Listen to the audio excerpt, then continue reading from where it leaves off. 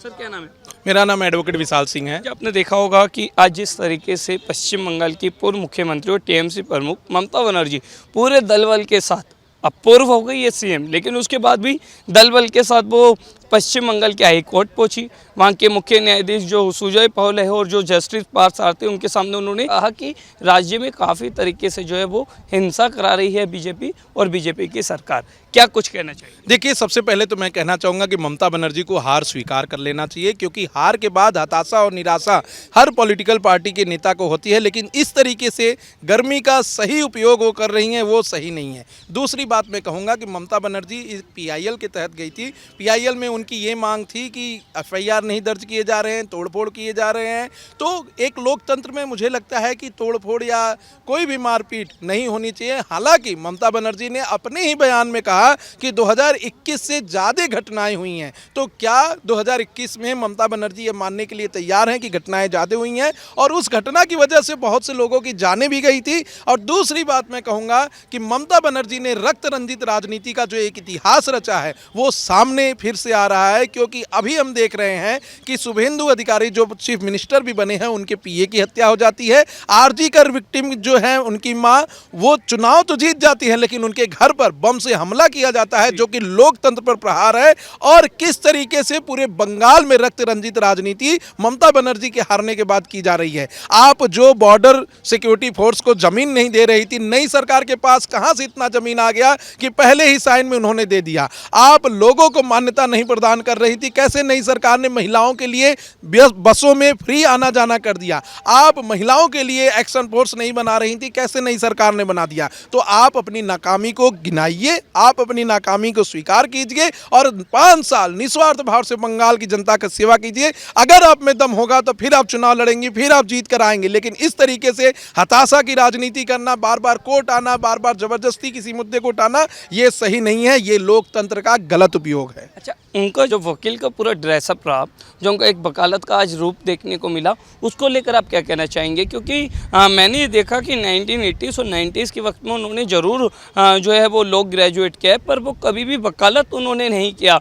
उन्होंने एडवोकेसी के लाइन में उतना काम नहीं किया जो एक वकील को करना चाहिए। उसके बावजूद वो कोर्ट में पहुंच गई। तो क्या कुछ कहना है? देखिए, ये हमारा संविधान है जो कि सबको अधिकार देता है। इवन जो वकालत नहीं भी किया है वो भी कोर्ट के सामने अपने मैटर में अपीयर हो सकता है। हमने कई बार देखा है कि पार्टी इन पर्सन बन के साधारण ड्रेस में लोग अपीयर होते हैं, अपनी बातों को, अपनी दलीलों को रखते हैं। तो इसके लिए हमें अपने संविधान का शुक्रगुजार होना चाहिए, हमें डॉक्टर भीमराव अंबेडकर का शुक्रगुजार होना चाहिए जो उन्होंने ये अधिकार दिए। लेकिन अगर कोई मिसयूज करता है इस पावर का, फर्जी पीआईएल, फर्जी एफआईआर, फर्जी केसेस दर्ज करा के आता है, तो ये कोर्ट है जो बख्शने वाली नहीं है। कई लोगों के ऊपर 25-25 लाख तक का जुर्माना भी कोर्ट ने लगाया है। तो कहीं ना कहीं इस पावर का मिसयूज नहीं करना चाहिए, इसे यूज करना चाहिए। और जिस तरीके से ऑनरेबल कोर्ट ने इन्हें समय दिया, चाहे सुप्रीम कोर्ट में जब ये आई थी तब भी कोर्ट ने इन्हें समय दिया, हाई कोर्ट में जब गई तब भी इन्हें हाई कोर्ट समय दे रहा है, इन्हें कोर्ट का सम्मान करना चाहिए। अभी हम देख रहे हैं कि दिल्ली के अंदर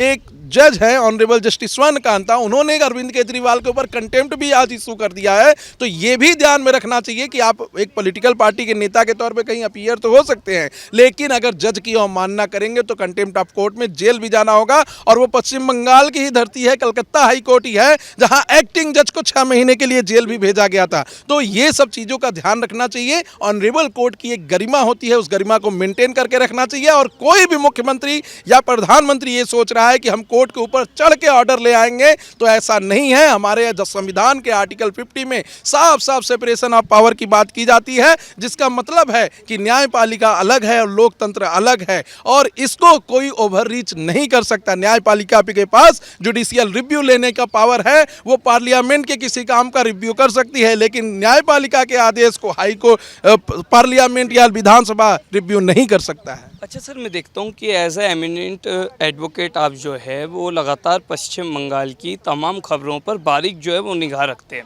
ऐसे में आज देखने को मिला कि ममता बनर्जी जब कोर्ट से अपनी दलीलें पूरी करके वापस बाहर आई, तो परिसर के अंदर ही तमाम वकीलों ने ये नारे लगाए, पीसी चोर बैपो चोर, पीसी चोर बैपो चोर, यानी कि भुआ चोर और भतीजा चोर, ऐसे तमाम नारे लगाए और वो उन्हें देखने को भी मिला। अगर ये कोई पहले कर देता तो उनके साथ क्या होता? देखिए, अगर पहले कोई कर देता तो उसे ये जेल भिजवा देती, हो सकता है तो उसकी हत्या भी करवा सकती थी। हमने देखा है कि बंगाल के अंदर कुछ लोग रोड किनारे खड़े होकर जय श्री राम के नारे लगा रहे थे। इन्होंने अपनी गाड़ी रुकवाई, अपने पीएसओ से बोला कि पहले इनको पीटो और जेल में भरो। काली माता के प्रोसेसन के समय लोगों पे पथराव हुआ, इनका कोई बयान नहीं आया। ममता बनर्जी ने खुद मंच से किया कि हम 33% लोगों का तुष्टीकरण करते हैं, हम विशेष समुदाय का तुष्टीकरण करते हैं, फिर भी किसी ने कोई बयान देने की हिम्मत नहीं की। हमने देखा है कि कैसे आरजी कर रेप विक्टिम को जो आरोपी हैं उनको बचाने के लिए इन्होंने पूरी ताकत लगा दी। हमने देखा है कि आईपैक वाले मामले में जहां ममता बनर्जी पार्टी भी नहीं थी वहां जबरदस्ती घुस जाती है और ईडी सीबीआई से मारपीट तक करती हैं। हमने देखा है कि बंगाल की जनता ने किस तरीके से ऐसे शासनकाल को देखा जो आज़ादी के पहले भी इतना बर्बर नहीं था। तो कहीं ना कहीं बंगाल की ये दूसरी आज़ादी है, लोग सेलिब्रेट कर रहे हैं, इसमें कहीं से भी किसी को कोई हानि नहीं होनी चाहिए। एक बार बंगाल 1947 में आज़ाद हुआ था, दूसरी बार बंगाल 2026 में आज़ाद हुआ है, अब लोग वहां पर जी पा रहे हैं। कई महिला टीचर ऑनरेबल सुप्रीम कोर्ट में PIL लगाकर ऑनरेबल सुप्रीम कोर्ट से ये कह रही थी बंगाल की कि हम स्कूल तो जा रहे हैं, सैलरी तो ले रहे हैं, लेकिन पढ़ा नहीं पा रहे हैं क्योंकि अवैध रोहिंग्या घुसपैठिए हमारे क्लास में बैठते हैं और हमें छेड़ने की कोशिश करते हैं।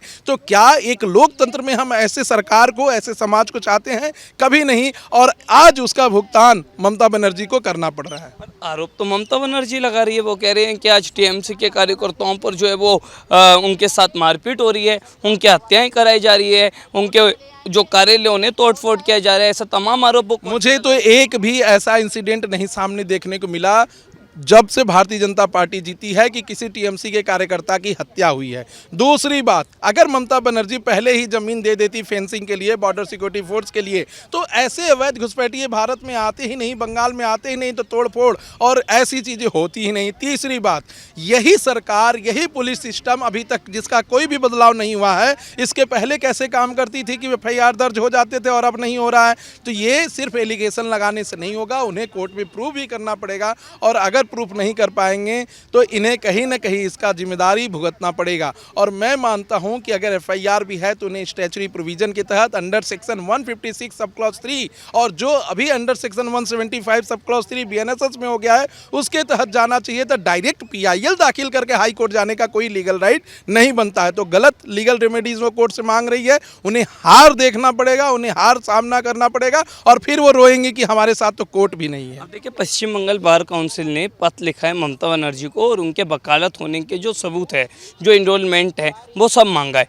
आप भी एक वकील है, तो क्या क्या मतलब ऐसी काबिलियत होनी चाहिए जो एक वकील को चाहिए होती है कोर्ट के अंदर दलीलें रखने से पहले, जो ममता बनर्जी के पास है? या देखिए, सबसे बड़ी बात, अगर आप एडवोकेट एक्ट को पढ़ेंगे या देखेंगे तो उसमें साफ लिखा है कि सिर्फ एडवोकेट की डिग्री लेने से कोई वकील नहीं हो जाता है। उन्हें बार काउंसिल में रजिस्ट्रेशन कराना पड़ेगा, स्टेट बार में रजिस्ट्रेशन कराना पड़ेगा, तभी आप एक एडवोकेट के तौर पर किसी पार्टी के लिए अपीयर हो सकते हैं। दूसरी बात कहूँगा कि अगर अधिवक्ता किसी को बनना है तो सबसे पहले 3 ईयर या 5 ईयर का LLB का कोर्स करना पड़ेगा, उसके बाद स्टेट बार में रजिस्ट्रेशन कराने पड़ेंगे और एक्टिवली प्रैक्टिस करना पड़ेगा। अगर ये सब चीज़ें आपके पास नहीं है तो आप एक अधिवक्ता के तौर पर नहीं लड़ पाएंगे। और चौथी बात मैं कहूंगा कि पिटिशनर इन पर्सन अपीयर हो सकते हैं, लेकिन ममता बनर्जी जिस ड्रेस में आज अपीयर हो रही थी वो पिटिशनर इन पर्सन की बात नहीं थी, वो पर्सनली अपीयर हो रही थी एक एडवोकेट के तौर पे, अधिवक्ता के तौर पे। तो मेरा मानना है कि बार काउंसिल या स्टेट बार उसमें संज्ञान ले सकता है, उनसे पूछ सकता है, ये उनका अधिकार है। हालांकि ममता बनर्जी के पास अगर इन सब डिग्रियां हैं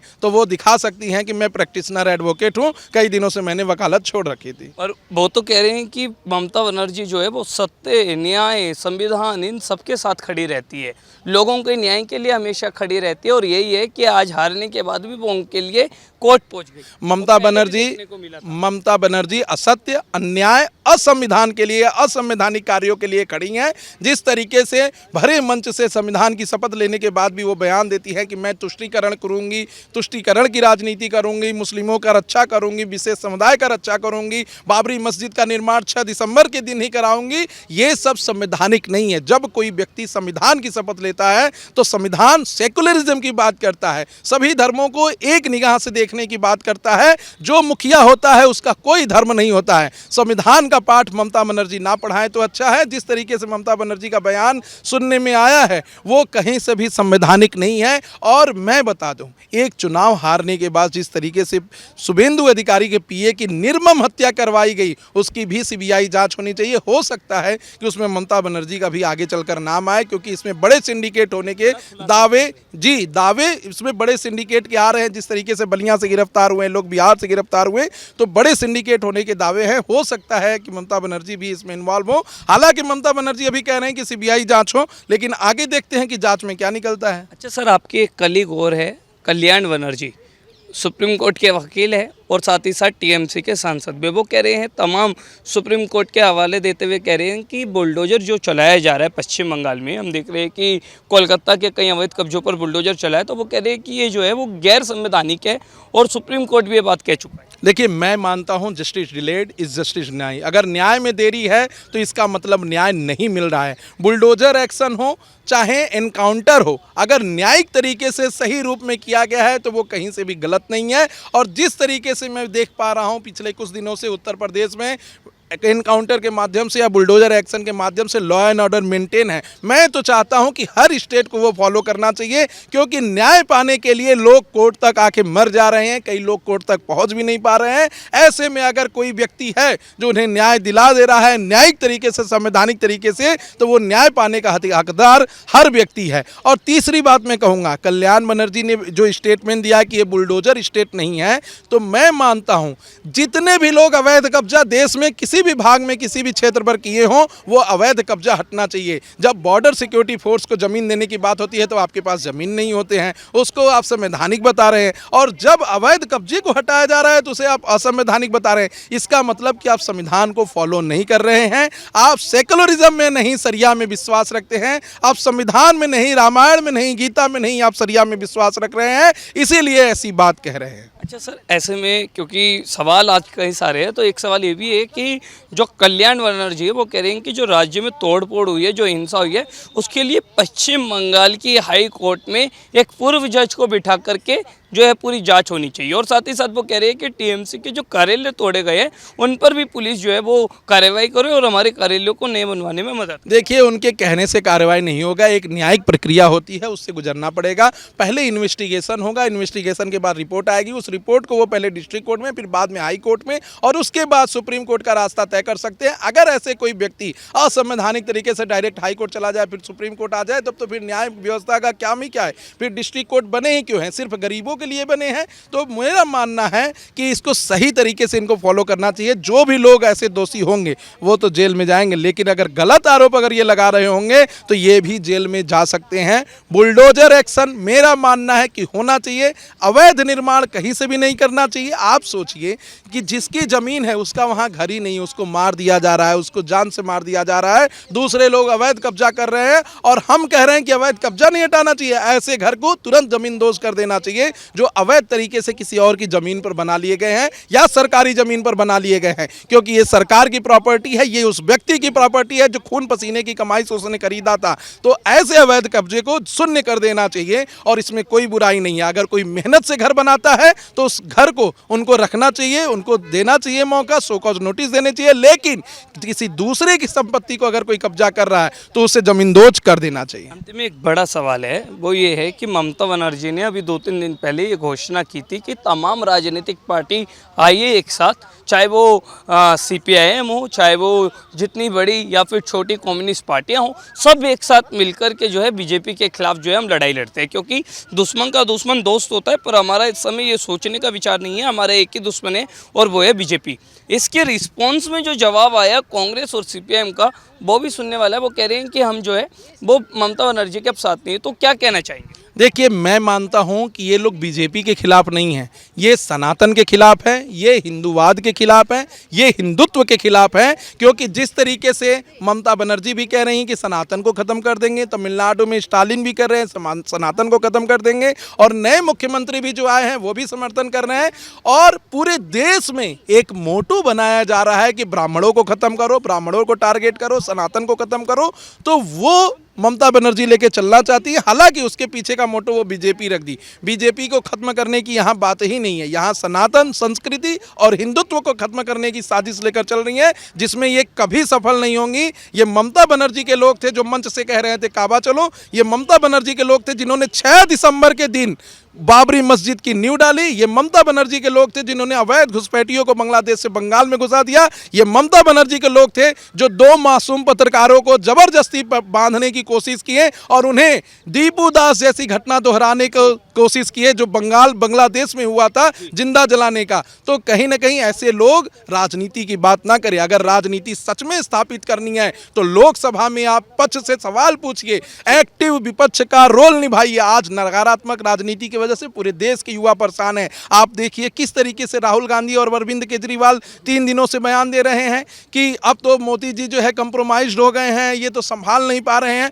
और अरविंद केजरीवाल का कल का बयान बहुत ही डेरोगेटरी था, जिस पे किसी का ध्यान नहीं जा रहा है। वो इस देश के जेनजी को उकसाने की बात कर रहे हैं कि आप सड़कों पर आइए, नीट परीक्षा में गड़बड़ी हुई है। जिस तरीके से नेपाल और बांग्लादेश में मंत्री जो है जेल जा रहे हैं, उस तरीके से भारत से भी जाएंगे। आप क्या कहना चाहते हैं केजरीवाल जी? आप चाहते हैं कि जो हश्र शेख हसीना का हुआ वो हमारे राष्ट्रपति के साथ हो? आप चाहते हैं कि जो हश्र नेपाल में हुआ वो हमारे प्रधानमंत्री के साथ हो? हमारे सुप्रीम कोर्ट को और पार्लियामेंट को लोग तोड़े फोड़े?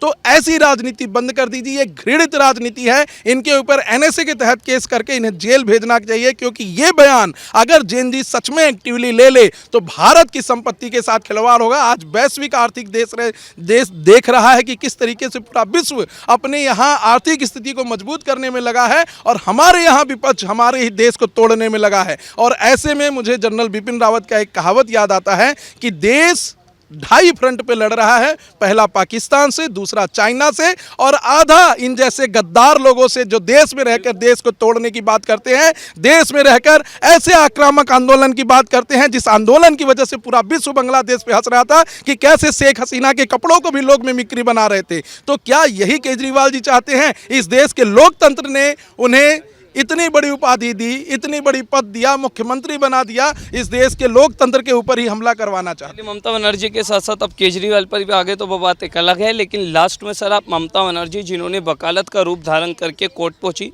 और ये जो पूरा बवाल किया उस पर क्या कहना चाहिए? देखिए, ममता बनर्जी को मैं कहना चाहूँगा कि 5 साल निस्वार्थ भाव से बंगाल की जनता की सेवा करें। अगर उनकी सेवा जनता के पक्ष में हुई तो जनता जरूर उन्हें चुन के आई है। हमने लोकतंत्र में देखा है कई बार चुनाव लोग हार जाते हैं, फिर अगली बार सीट को अपने रिटेन करते हैं। अभी तो उन्हें अपने विधायक पोस्ट के लिए लड़ना चाहिए कि अभी वो लीडर ऑफ अपोजिशन बन जाए। अभी तो उनके पास वो भी मौका नहीं है। और जिस तरीके से ममता बनर्जी कर रही हैं, मुझे लग रहा है फिर से वो चुनाव हारेंगी और विधानसभा तक पहुंच ही नहीं पाएंगी। तो मेरा मानना है कि ममता बनर्जी को हताशा और निराशा से निकल जाना चाहिए, हार को स्वीकार करने लेना चाहिए। अखिलेश यादव की बुद्धि थोड़ी लेट खुलती है, इसीलिए वो कह दिए दीदी आप चुनाव हारी नहीं है, नहीं तो सब लोग जानते हैं कि वो चुनाव हार चुकी हैं। और इस तरीके से ममता बनर्जी को बंगाल की जनता के लिए विधानसभा में जाकर प्रश्न उठाने चाहिए। अगर वो नहीं जाएंगी तो मुझे लगता है कि बंगाल की जनता का फिर से एक बार भला नहीं हो पाएगा।